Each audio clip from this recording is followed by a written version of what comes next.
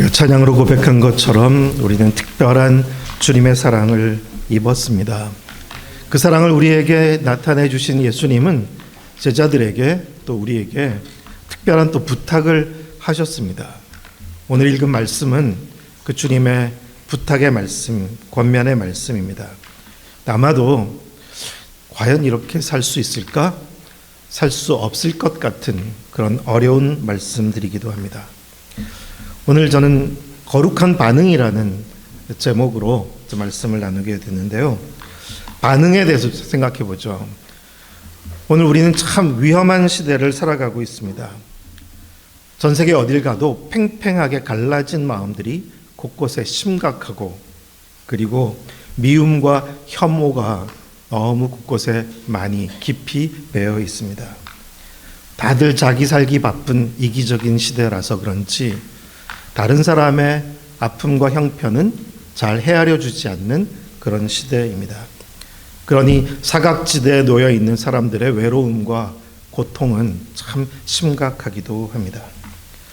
예수님은 제자들, 그리고 오늘 우리에게도 우리가 이 땅에서 어떻게 반응하며 살아가야 할지에 대해서 말씀하십니다. 예수님 당시에도 그런 말씀하신 적이 있죠. 이 세대를 무엇에 비유할꼬 하시면서 아이들이 피리를 불어도 춤추지 않고 또 곡을 해도 가슴을 치지 않는, 그러니까 반응을 하긴 해야 되는데 반응하지 않는 그런 시대를 예수님 그렇게 표현하셨습니다. 그런 예수님은 사랑을 알게 된, 사랑을 받게 된 제자들과 사람들이 신실하게 하나님께도 반응하게 되기를 바라시고, 또한 다른 사람들에게도 신실하게 반응하게 되기를 바라십니다. 우리 알죠? 모든 생명이 있는 존재는 반응합니다. 만약 반응이 없다면 죽은 거예요, 다. 반응이 없네? 사실 죽은 거죠. 반응한다는 것은 살아있다는 증거이기도 합니다. 인간관계가 그렇죠. 우리는 서로 반응하면서 살아갑니다. 그런데 반응을 우리가 하면서 살긴 하지만 반응 때문에 힘들기도 해요. 나는 전혀 그런 반응을 기대한 것이 아닌데 기대치 않은 반응을 우리는 받게 되기도 하고, 전혀 준비되지 않았는데 어떤 요구를 받게 될 때 반응하기가 참 어렵기도 합니다. 어떻게 반응해야 할까? 잘 반응한다는 것이 어떤 것일까? 질문해 봅니다. 우리 책임이라는 영어 단어 responsibility 우리 잘 알고 있는데요.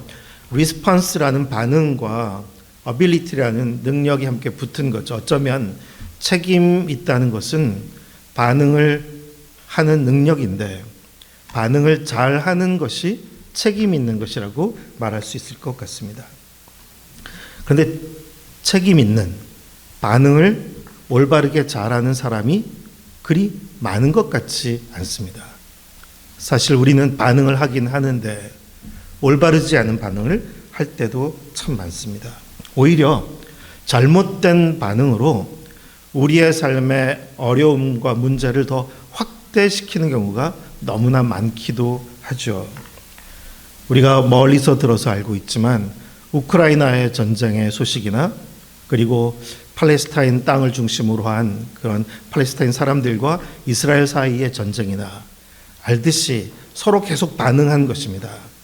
한쪽의 어떤 행동에 반응하고 또 서로 또 되갚아서 반응하고, 근데 그 반응과 반응이 점점 무서울 정도로 커져서 사실 계속 끝나지 않는 비극 속에 있기도 하고, 설사 전쟁이 끝난다 하더라도 그 후유증은 다음 대 후대까지 계속 남을 수밖에 없는 반응하는 인간들인데 얼마나 잘못된 반응을 하고 있는지 생각해 보게 됩니다.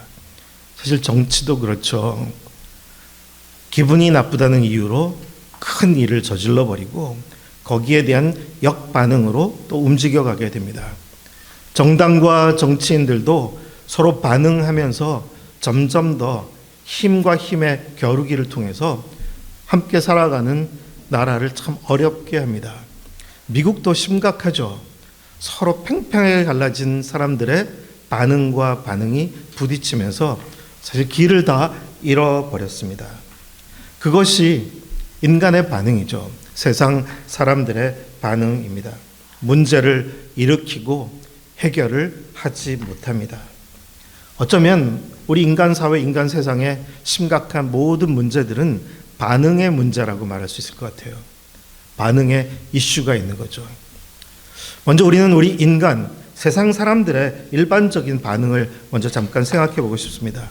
우리도 그렇지만 세상 사람들 일반적인 반응은 뭐냐면 give and take예요. 우선 give and take의 반응이 있고 받은 대로 갚는 거죠. 은혜도 갚죠. 그리고 원수도 갚죠. 갚긴 하는데 사실 지나칠 때가 참 많이 있는 거죠. 은혜를 지나치게 갚는 거에 대해서는 별로 말이 없긴 하겠는데 우리가 당한 어려움에 대해서는 너무 지나치게 갚기도 하는 것 같습니다.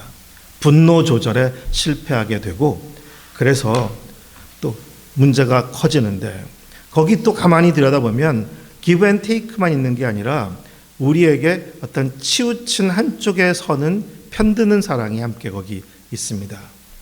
사실 악인들도 사랑할 줄 알아요. 자기 가족이나 동지들 의리가 있어요. 다 조폭들도 의리가 있습니다. 누군가에게는 특별한 사랑을 해줘요. 하지만 우리 인간의 반응들을 살펴보면 give and take도 있지만 한쪽에 서버리는 그래서 반응이 많이 만들어지기도 합니다. 그 때문에 가족과 내가 속한 집단에는 정말 충성하게 되는데 그것이 무서울 정도로 잔인해지기도 해서 종족 살해 같은 비극이 나오기도 하고 전쟁이 터지게 되는 것이죠. 근데 성경에도 그런 비극이 나옵니다. 창세기 49장에 있는 한 구절을 한번 읽어보려고 하는데요. 창세기 49장 5절에서 7절 이 말씀은 야곱이 12아들, 12지파가 될 아들들에게 하나씩 예언의 말을 남기게 됐는데 나머지 10과 달리 이 두 아들에게는 무서울 정도의 저주의 예언을 남기게 됩니다. 이 구절을 한번 읽어볼까요? 함께 읽겠습니다. 시므온과 레위는 형제요 그들의 칼은 폭력의 도구로다. 내 호나 그들의 모의에 상관하지 말지어다. 내 영광아 그들의 집회에 참여하지 말지어다. 그들이 그들의 분노대로 사람을 죽이고 그들의 혈기대로 소의 발목 힘줄을 끊었음이로다. 그 노여움이 혹독하니 저주를 받을 것이요 분기가 맹렬하니 저주를 받을 것이라. 내가 그들을 야곱 중에서 나누며 이스라엘 중에서 흩으리로다. 무서운 예언을 아들에게 하고 있는 거죠. 그런데 어떻게 이런 저주의 예언이 나오게 된 것일까요? 하나님의 말씀을 대언하게 된 것인데 이 이유가 있습니다. 좀 앞에 가서 우리가 창세기 34장을 읽어보면 어떤 일이 있었냐면 야곱의 딸이 있었죠. 디나가. 동네 마을 구경 나갔다가 디나가 마음에 든 세겜이 그만 디나를 너무 사랑하게 된 마음에 그냥 겁탈을 해버렸어요. 하지만 세겜은 그 겁탈하고 버리려고 한 것이 아니라 어떻게 해서라도 이 디나를 아내로 삼고 싶어서 아버지와 함께 야곱에게 찾아간 거죠. 그러면서 우리 딸 이왕 이렇게 됐는데 우리 아들과 당신 딸 혼인하게 해서 우리 한 집안이 되자고. 야곱은 아들들이 오기를 기다렸었죠. 나중에 아들들이 왔을 때 상황들을 듣게 됐을 때 그때 이 시므온과 레위가 너무 화가 났습니다. 화가 났는데 그 화난 심기, 분노는 숨긴 채 아주 모략을 꾸미게 됐죠. 당신들은 할례를 받지 않은 족속이라 우리가 한 집안이 될 수가 없다고. 그런데 한 집안이 되길 원하면 다 할례를 받으라고 했습니다. 그래도 그래야 좋은 일이지 않을까 싶어서 세겜과 세겜의 아버지 모든 친척들에게 얘기해서 그 세겜 족속 사람들이 모두가 함께 남자들이 할례를 받게 되죠. 할례를 받고 며칠 지나지 않아 끔찍한 고통 속에 아직도 신음하고 있을 때, 그때 시므온과 레위가 칼을 들고 가서 모든 남자들을 다 살육해버리고 만 것입니다. 이어서 나머지 아들들은 가서 다 약탈을 하고 그런 비극을 저질러 버렸죠. 그때 야곱은 시므온과 레위가 저지른 그 폭력과 죄악에 대해서 너희가 이제 여기서 우리가 살 수 없게 만들었다고 하지만 어쩔 수가 없게 되어 버린 것입니다. 그리고 피신하게 됐었던 거죠. 긴 세월이 지난 후에, 많은 세월이 지난 후에 마지막에 야곱이 죽기 전에 아들들에게 예언을 남겼는데 하나님께서 어떤 일을 예고하고 계신지 알려준 것입니다. 얼마나 무섭습니까? 그렇게 반응하게 된 것. 설사 너무 억울하고 내 동생을 그렇게 창녀처럼 대한 것에 대해서 용서할 수 없다라는 분한 마음이 드는 것은 생겨날 수 있는 마음이지만, 그로 인해서 선택한 반응이 얼마나 무서운 죄악을 저지른 것이며, 그것이 그대로만 끝나는 것이 아니라 얼마나 후대까지 영향을 미치는 것인지를 성경은 우리에게 말해주고 있습니다. 사실 인간은 그런 경향이 있죠. 받은 만큼, 당한 만큼 갚으려고 합니다. 아니, 받은 만큼이 아니라 더 이상으로 갚아버리려고 하는 것이죠. 그렇게 인간의 반응은 무섭고 또 무책임합니다. 그 결과가 후대에 얼마나 미치게 될지 전혀 생각하지 않은 채 저질러 버리게 되는 거죠. 그런 점에서 인간의 반응은 어리석어요. 정말 어리석습니다. 다 자기 심사에 충실한 자기 중심인 것이죠. 사실 우리 자신에게도 물어본다면 손해보고 싶은가? 누가 손해보고 싶겠어요? 피해자 되고 싶지 않습니다. 불편도 싫고 부담도 싫습니다. 나를 힘들게 하는 사람이 있다면 잘해주고 싶지 않습니다. 누구에게 우리는 특별한 사랑과 헌신을 하고 있기도 하지만 한편으로는 누군가에게는 굉장히 인색하고 아주 잔인할 수도 있는 것이 우리 인간의 마음이라는 것을 우리 생각해 보게 됩니다. 그렇다면 두 번째로 하나님의 마음, 우리 예수님의 마음은, 그분의 반응은 어떤 것인가 생각해 보고 싶습니다. 오늘 읽은 말씀에도 나오지만 하나님이 그 해를 악인과 선인에게 비추시며 비를 의로운 자와 불의한 자에게 내려주심이라. 어쩌면 우리 같으면 하나님께서 악인에게는 그냥 땡볕에 비를 전혀 주시지 않든지, 아니면 어마어마하게 한꺼번에 쏟아 부어가지고 그냥 물에 잠겨버리게 하시든지 그렇게 하고 싶은 마음이 들 때도 있는 것인데, 하지만 하나님은 어떤 분이신가? 해와 비를 내리실 때 선인과 악인에게, 의로운 자와 불의한 자에게 동일하게 여전히 내려주시는 분이라고 말씀하고 있습니다. 그러면서 하나하나 권면하신 많은 말씀들은 우리가 실천하기 참 어려운 말씀들이죠. 오른뺨을 때리면 왼뺨도 내주고, 누가 속옷을 가져가려고 하면 겉옷도 내어주고, 오리를 같이 가자고 하면 심리까지도 가주고, 달라는 자에게 거절하지 말고 원수를 사랑하는 그런 말씀들을 하십니다. 그러면서 말씀하시기를 그리하면 너희가 하나님의 아들들이 될 것이다. 그렇게 하나님의 성품과 관련해서 너희도 그렇게 살아갈 수 있을 때 하나님의 아들들이 될 것이다. 그렇게 말씀하고 있습니다. 실제로 하나님 그러신 분이잖아요. 달라는 자에게 거절하지 않는 하나님은 탕자의 비유에서도 알 수 있을 것 같아요. 분명히 이 아들이 사실 요구하고 있는 이 유산도 아직 아버지가 멀쩡히 살아있는데 자기에게 돌아올 몫을 다 달라고 하니 정말 나쁜 녀석인 거죠. 그리고 이 아들이 이것을 잘못 사용할 것이 뻔히 보이는 것인데도 불구하고 아버지는 그냥 다 내어주십니다. 달라는 자에게 거절하지 않으시는 하나님은 인간의 잔인함에 대해서 화나시죠.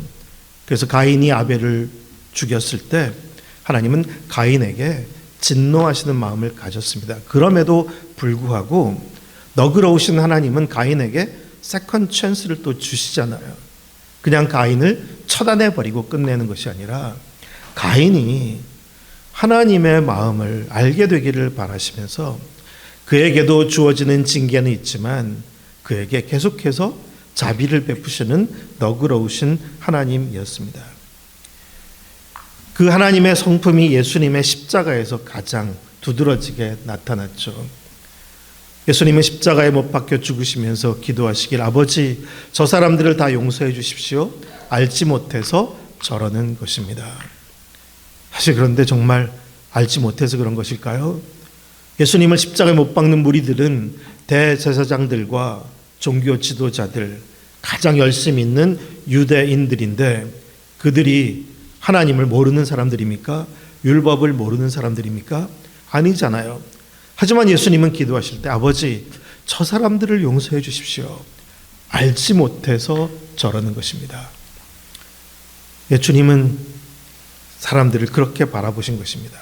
알지 못해서 저러는 거라고. 그리고 실제로 맞아요. 그 종교 지도자들이 진정 하나님의 마음을 알았다면 이러지 않을 거 아니에요. 정말 하나님의 뜻을 알았다면 이러지 않았겠죠.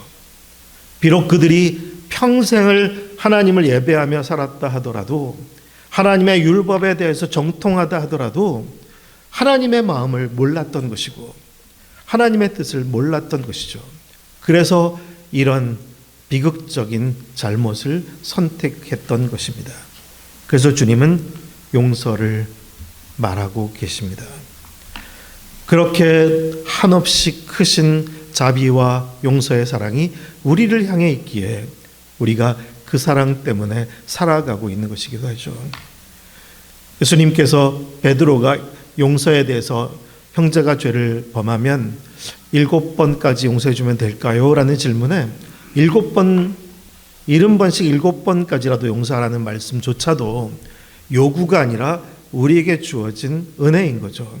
우리가 주님께 대하여 70번씩 7번 반복해서 잘못을 저질러도 주님은 우리를 용서하시는 분이기에 그 너그러우신 성품이 이제는 너를 통해서도 사람들에게 나타나게 되기를 바라신다는 것.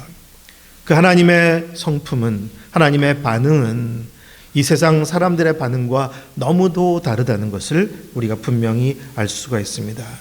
그래서 세 번째로, 그렇다면 이제 우리의 반응은 바로 거기서 비롯되어야 한다는 것을 우리가 배울 수가 있습니다. 저희는 캐나다에서 한 13년여 거주하게 되면서 그 제세례파의 후예인 메노나이트들과 가깝게 지내게 됐고 또 아미시 사람들도 알아가게 됐는데, 그런 시기에 한번 비극적인 일이 한번 있었죠. 20년 가까이 됐는데 펜실베니아에 있는 한 아미시 마을에 한 사람이 30대 남자였었는데 그만 아미시 조그마한 교실 요것보다도 작거든요. 거기에 남자애들은 다 나가게 하고 여자아이들을 칠판 앞에 세워놓고 그만 아이들을 사살한 것이었습니다. 그래서 5 여자아이들이 거기서 죽고 또 다친 아이들도 많았죠. 그리고 그 남자도 자결해버렸어요. 정신 좀 이상이 있었어요. 자기가 오래전에 자기 딸을 잃어버린 것에 대한 상처가 해결이 안 돼서 그런 일을 저지르고 만 것입니다. 근데 그 이후의 일이 더 많은 사람들에게 선한 영향력을 미치게 됐는데요. 이 아미시 사람들의 반응이었습니다. 반응. 이들이 어쩌면 끔찍한 일을 겪었는데 하지만 그들의 아이들의 장례를 치르면서 또한 가해자의 장례에도 함께 참여해서 가해자의 유족들, 거기도 아내와 아이들이 있었거든요. 그들을 위로해 준 것이었습니다. 그리고 보상들이, 위로금들이 찾아온 것도 그 가정과도 함께 나누게 된 것이었습니다. 도저히 일반 사람들 같으면 상상할 수 없는 그들의 반응에 대해서 사람들이 질문도 하게 됐죠. 어떻게 그렇게 하냐고. 거기에 대해서 그들의 답한 것이 있습니다. 예수님께서 그렇게 하셨고 또 그렇게 하라고 부탁하셨기 때문이라고. 그렇게 반응할 수 있을까? 오늘 읽은 말씀은 그 예수님의 부탁이 담겨져 있습니다. 너희가 너희를 사랑하는 자를 사랑하면 무슨 상이 있으리요? 세리도 이같이 아니하느냐? 또 너희가 너희 형제에게만 무난하면 남보다 더하는 것이 무엇이냐? 이방인들도 이같이 아니하느냐? 이 질문은 너희는 세상 사람들과 달라야 하지 않겠느냐라는 반문인 거죠. 세상 사람들과 다르지 않다면 어쩌면 오늘 기독교의 많은 추락이나 아쉬운 모습들은 세상 사람들과 그리 다르지 않다라는 평가와 관련되어 있을 것입니다. 우리가 어떻게 살아가기를 바라시는지, 우리가 어떤 반응을 하게 되기를 바라시는지 주님의 마음을 다시 한번 헤아려 봅니다. 사실 우리 인생을 살다 보면 정말 잘해주고 싶은 사람도 있지만 잘해주고 싶은 마음이 전혀 들지 않는 사람도 있긴 하죠. 그때마다 우리가 먼저 해야 될 질문이 한 가지 있습니다. 이 사람에 대해서 주님은 어떻게 대하실까? 그것이 우리가 먼저 해야 될 질문인 것 같습니다. 주님은 이 사람을 어떻게 대하실까? 그리고 저 사람이 뭘 몰라서 저러는 걸 거야. 그 마음에까지 이를 수 있을 때 우리도 아미시 사람처럼, 그리고 주님께서 부탁하신 것처럼 조금은 비슷하게 선택할 수 있지 않을까 싶습니다. 그리고 또 한 가지는 우리는 언제나 자기중심성에서 벗어나서 다 상대방을 먼저 생각해 보면 역지사지의 마음, 상대방의 입장에서 생각해 보는 것을 배우는 것이 참 중요합니다. 예전에 아마 여러분들도 드라마로 많이 보셨을 거예요. 미스터 선샤인이라는 거 보셨죠? 네. 구한 말기에 나라를 빼앗긴 서름 속에서 이제 독립군으로 다 저항하는 사람들의 이야기가 소재가 되는데, 저는 거기서 인상 깊었던 것이 뭐냐면 이병헌인가요? 그는 이제 노비 출신으로 성장한 사람이잖아요. 그리고 그 여자 주인공은 좋은 집안에서 양반으로 자란 거고요.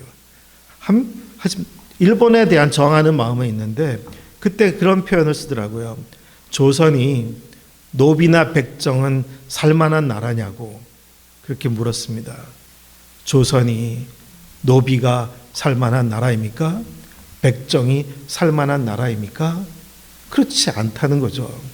사실 그런 이야기를 들어보면 우리가 당연하게 누리는 것이 누군가는 그걸 누리지 못하고 있는데 그것을 전혀 생각해 보지 않고 있는 그런 마음을 들여다보게 됩니다. 이번에 우리 포샤가 와가지고 이야기들도 많이 들으셨을 거예요. 저도 들어서 조금은 알고 있었지만 남아프리카 공화국의 그 아파르테헤이트, 백인들의 우월감과 차별이 얼마나 무서울 정도로 아주 악했었는지를 조금은 더 알 수 있는 시간이 되기도 했습니다. 예전에 미국의 흑백 차별이 심각했던 시절이 여전히 거기는 계속되고 있었던 것이고, 그로 인해서 무서운 일들을 많이 겪는 나라인 것입니다. 근데 다들 보면 백인들이 크리스천이거든요. 미국도 그랬잖아요. 다 크리스천들이에요. 크리스천들인데 반응을 제대로 못하는 거예요. 우리가 당연히 갖고 있는 권리는 끝까지 지키려고 하고 다른 사람들이 겪는 고통과 아픔에 대해서는 전혀 개의치 않는, 그것이 얼마나 잔인한 것인지 생각해 보게 됩니다. 역지사지, 우리는 언제나 다른 사람들이 겪는 아픔과 고통을 헤아릴 필요가 있습니다. 그리고 또 한 가지 덧붙인다면 우리의 일상에서 우리가 어떻게 반응하느냐 하는 것인데요. 거룩한 반응이 주님을 따르는 것이라면 우리 생활에 좀 적용해 보고 싶습니다. 그것은 우리의 삶에는 우리가 선택할 수 있는 주도권이 있는 게 참 많거든요. 근데 그 주도권을 내가 갖지 않기로 하는 것, 그것이 참 소중한 것 같습니다. 제 아내가 여기 있지만 제 아내 얘기를 좀 하고 싶은데요. 얼마 전에 저희 집에 누가 들어와서 살게 됐었냐면 러시아 자매였어요. 꼬마 아이 둘을 데리고 이제 들어와서 지내게 됐었어요. 근데 왜 그렇게 들어오게 됐었냐면 이 자매는 남양주에 살다가 남편이 너무 폭력적이고 남편은 두 번째 결혼해가지고 이제 또 아이를 낳았는데 아이를 또 둘을 더 낳은 거예요. 근데 첫 번째 부인 사이에서 낳은 딸도 폭력이 심해서 가출해 버렸고 결국 이 여자도 같이 살 수가 없어서 도망쳐 나왔는데 여기 평택 포승에 있는 친구 집에 하루 묵으러 온 거예요. 그러면서 피할 곳, 있을 곳이 필요한데 근데 그때 제 아내에게 든 마음은 그래서 우리는 그래도 방 여유가 있는데 근데 그 자매는 긴급하게 방이 필요로 하니 그래서 그러면 뭐라고 그래서 저희 집에 왔었어요. 근데 막상 와서 꼬마아이 둘과 함께 지내다 보니까 이게 보통 스트레스가 아닌 거예요. 보통 스트레스가 아니고 힘든 거 이거 언제까지 이렇게 살아야 되나. 그때 이제 하지만 표시할 수는 없고 지내게 됐는데 이 자매는 이혼을 하는 것을 도와달라는 거였어요. 근데 우리는 이혼을 도와줄 수는 없다고 그러면서 이혼을 도와줄 수 있는 길을 찾더라고요. 그러니까 제 아내는 그 자매에게 그럼 우선 우리 집에 한 달 지내면서 한번 찾아보자고 그렇게 얘기했는데 감사하게도 바로 그 다음 날 이 자매가 그 이혼도 도와줄 수 있는 센터로 소개를 받게 돼가지고 자기가 그리로 가겠다는 거였어요. 그래서 그 자매는 이제 수원으로 이제 옮겨가게 됐고 바로 이어서 그 다음에 우리 포샤가 이제 우리 식구가 됐습니다. 제 아내가 좀 마음이 착해요. 그런데 가진 마음가짐이 한 가지 있어요. 뭐냐면 우리가 선택할 수 있어요. 뭐든지 선택할 수 있는데 선택을 내가 하지 말고 상대방이 하도록 하자. 사실 저는 성경에서 우리는 아브라함과 롯 이야기 알고 있습니다. 아브라함과 롯이 목자들 사이에 다툼이 일어나니까 우리 그럼 좀 따로따로 떨어져 살자. 그리고 땅이 넓은데 그래서 따로따로 떨어지게 살기로 했는데 누가 어느 쪽을 선택할 것인가. 분명 한쪽은 물이 넉넉한 요단 들판이고 정말 여호와의 동산 같고 애굽 땅 같고 정말 살기 좋은 곳이잖아요. 한쪽은 아니란 말이에요. 그러면 선택할 수 있다면 삼촌인 아브라함이 먼저 선택해도 조카가 뭐라 할 수 없죠. 그렇지만 아브라함은 어떻게 합니까? 네가 선택하라고. 네가 선택하면 내가 다른 쪽 갖겠다고. 그것이 사실은 아브라함의 반응이었어요. 이 갈등과 분쟁을 통해서 우리는 어떤 갈등과 어려움이 생겨날 때마다 우리의 마음은 움직이잖아요. 그러면 우리는 뭔가를 선택할 이유가 생기게 됩니다. 근데 그때 우리는 주도적이 되기가 쉬운 거죠. 더군다나 나에게 선택권이 분명히 있다면, 내가 마땅히 할 수 있는 권리가 있다면 권리를 행사할 수 있겠지만, 하지만 예수님께서 오늘 우리에게 주신 말씀을 따른다면 그것은 나에게 있는 그 선택권을 내가 주지 않는 것이고 그것을 상대방에게 넘겨주는 것입니다. 종종 아내가 그런 표현을 써요. 난 힘 빼면서 살겠다고. 힘 빼고 살겠다.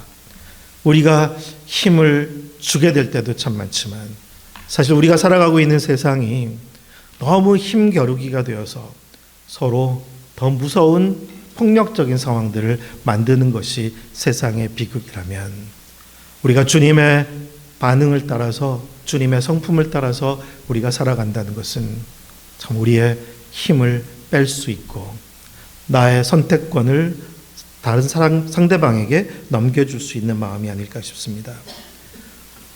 예수님은 요한복음 21장에서 아마 여러분 모두도 전에도 들으신 적이 있을 텐데 베드로의 마지막 죽음에 대해서도 예언하실 때 내가 젊어서는 스스로 띠띠고 내가 원하는 곳으로 다녔거니와 늙어서는 내 팔을 벌리리니 사람들이 내게 띠를 띄우고 원치 않는 곳으로 너를 데려가리라.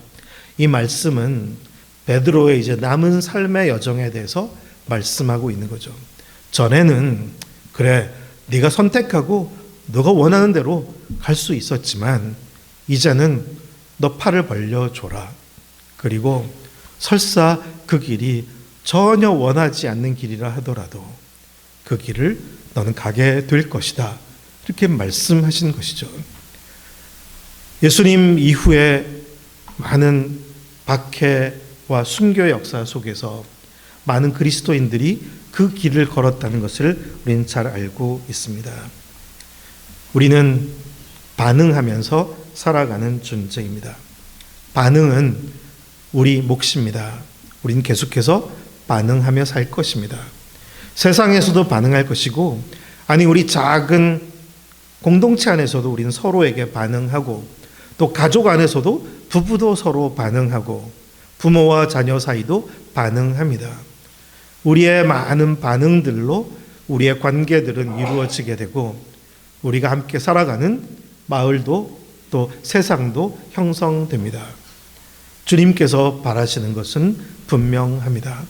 하나님 아버지의 성품이 이 땅에 좀 더 알려지게 되기를, 그래서 그 성품에서 모두가 배우게 되기를, 그 성품을 따라 서로 대할 수 있게 되기를, 그래서 하나님의 그 큰 사랑 안에서 모두가 제대로 된 길을 찾게 되기를, 책임, responsibility를 제대로 보여주는 리더조차 찾기 어려운 시대에 우리 그리스도인들과 교회가 어떤 반응을 하며 살아가야 할지 다시 한번 주님 앞에 묻게 됩니다. 거룩한 반응을 통해 주님의 주님 되심을 나타내는 우리 모두가 되기를 축복합니다. 기도하겠습니다. 사랑의 주님, 주님께서 저희를 한없이 큰 사랑 안으로 부르셔서 품으시고 그 사랑 안에서 양육해 주셔서 감사합니다. 그리고 그 사랑을 입고 저희가 세상에 보냄을 받게 되었습니다. 주님, 보냄받은 저희들이 세상에 주님의 뜻을 드러내는 통로가 되고 싶습니다. 우리의 반응이 세상 사람들의 반응과 같지 않도록 주님 깨워주시고, 주님께서는 우리가 만나는 사람들을 어떻게 바라보시고 대하시는지 늘 먼저 묻게 하여 주시고, 그리고 고통과 어려움 속에 있는 사람들을 만날 때마다 역지사지의 마음으로 그들의 입장에서 헤아려 볼 수 있도록 도와주시고, 주님, 우리가 선택할 수 있을 때에도 우리의 선택을 내어줄 수 있는 그런 너그러운 마음을 허락하여 주시옵소서. 주님, 우리가 세상에서 살아가는 반응의 선택을 통해서 우리가 살아가는 사회와 세상이 달라질 수 있게 되기를 소망합니다. 희망을 잃어버린 이 시대에 희망을 전해주고 어둠이 깊은 시대에 빛을 전하는 저희가 될 수 있도록 인도하여 주시옵소서. 예수님의 이름으로 기도드립니다. 아멘.